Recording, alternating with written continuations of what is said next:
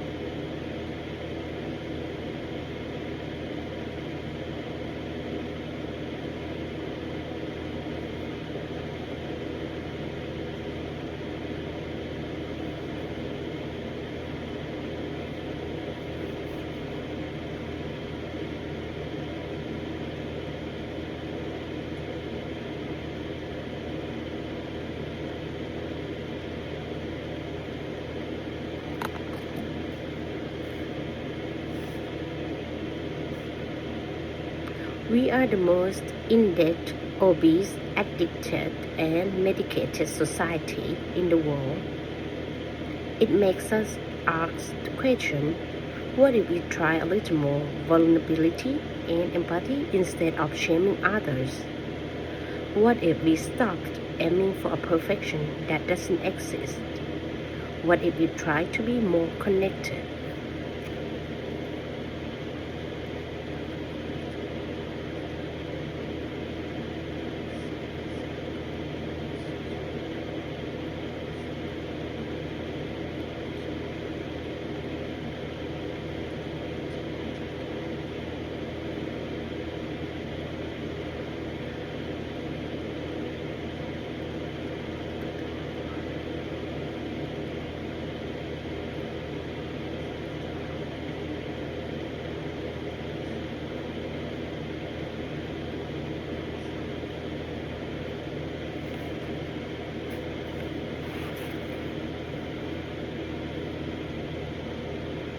The surprise of the prisoner's dilemma. To test the theory that humans are weird for both self-interest and concern for others, Lieberman set up a neuroimaging study using functional magnetic resonance imaging, which tracks blood flow to different parts of the brain while people perform a psychological test called the prisoner dilemma. In the prisoner dilemma, there are two people and a reward of $10 to split between them. How much each get depends on whether the other decide to split things fairly or not. If both players choose to cooperate, it gives $5. If one cooperates but the other chooses to defect or not split things fairly, the cooperative player gets nothing and the defector gets all $10. If both defects each get $1. The challenge is to decide what to do without knowing your partner's decision. It's safer to defect. You get at least $1 and potentially 10. If you cooperate, you risk ending up with nothing if your partner defects.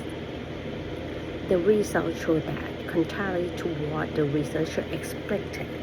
the players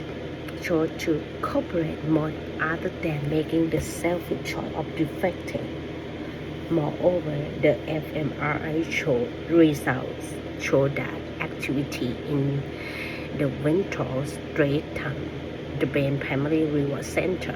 increased as long as both subjects cooperated, and this reward center was more sensitive to the total amount earned by both players rather than to one's own personal outcome. This means that people got more pleasure from the happiness of others than from their own happiness. What could explain this? The Danes have always had a fundamental belief that caring about other happiness is crucial for their own happiness, and judging by these scientific results, they are onto something. Love that caring about other happiness is crucial for their own happiness. The truth about empathy. Historically, empathy was considered something that separated humans from animals. Most believed that animals and primates didn't exhibit empathy, but the famous primatologist Frank de Waal demonstrated in his book The Age of Empathy that empathy is in fact visible in all kinds of animals. There are research findings revealing empathy in mice, monkeys, apes, dolphins, elephants, and other animals, but the general public know little about them. This is because so many of our governing policies have been based on the belief that nature is a struggle for right, and that we ought to build our societies on competition and selfishness rather than the full spectrum of what it means to be human. From an evolutionary standpoint, empathy is a valuable impulse that helped us survive in groups. Humans could not have survived without empathy and solidarity. Contrary to contrary to popular belief, most of us do care about the welfare of others. This impulse had just been lying dormant from lack of focus. โอเคจบวันนี้ก่อนนะคะวันนี้อาการไม่ค่อยดีป่วยอยู่แล้วอยู่ๆก็อยากอ่านออกเสียง เพราะว่าเรามีเพนพอยต์อย่างหนึ่งในอดีตอะเราเคยพูดภาษาอังกฤษได้แบบดีมากชมตัวเองก่อนดีกว่าที่เป็นอยู่ตอนนี้แล้วอยู่ๆยิ่งโตขึ้นอะมันไม่ได้ใช้แล้วเราทำงานกับฝรั่งแล้วฝรั่งที่เมืองไทยเขาเข้าใจภาษาไทยแล้วตอนนั้นอยากแกล้งเขาเราก็จะพูดเป็นทิงลิชก็คือไทยคำอังกฤษคำเพื่อให้เขางงและพูดแบบนั้นมา 8-9 ปีจนสุดท้ายคนที่งงเองคือเราพอกลับมาต้องใช้ภาษาอังกฤษล้วนจำคำง่ายๆไม่ได้แล้วพออ่านมันเหมือนแบบมันสตาร์กแม้กระทั่งแอคเซนต์ไม่ได้เลยแล้วเมื่อกี้อยู่ๆมันมีอ่านถึงว่าคนเราชอบจัดคนอื่นชอบแบบมันต้องเป็นอย่างนี้ต้องเพอร์เฟกต์แล้วเพอร์เฟกต์มันคืออะไรทำไมมันต้องจัดกันทำไมมันแบบให้กำลังใจกันไม่ได้อยู่ๆก็อยากอ่านออกเสียงขึ้นมาเลยพอรู้สึกว่าเราอ่านหนังสืออยู่แล้วงั้นเดี๋ยวต่อไปจะลองอ่านออกเสียงข้อเสียของการอ่านออกเสียงมันคือมันจะช้ากว่าอ่านแบบเงียบๆใช่ไหมแต่ข้อดีคือมันเหมือนอ่านออกเสียงแล้ว1 รอบมันฝังในหัวแหละ1 รอบแล้วเราเล่มเนี้ยเราตั้งใจมากเพราะเราอ่านแล้วเราชอบเราอ่านแล้วเราจะสรุปทีละเรื่องก็คืออ่านออกเสียงแล้วรอบหนึ่งแล้วตอนเช้าก็จะพยายามสรุปให้ได้แล้วเดี๋ยวพอจบเล่มก็จะมีหลายๆบทเลยที่เรารู้สึกว่ามันเอาไปใช้ในชีวิตประจำวันได้กับทุกคนไม่ใช่แค่คนเป็นแม่มันคือการรีเฟกในการโตมาของเรากับการที่แบบเห็นอกเห็นใจคนอื่นเข้าใจคนอื่นถ้าเราเข้าใจตัวเราเองเห็นอกเห็นใจคนอื่นเราสามารถส่งต่อไปให้ลูกเราได้นั่นแหละค่ะเดี๋ยวไว้เจอกันพรุ่งนี้นะบ๊ายบาย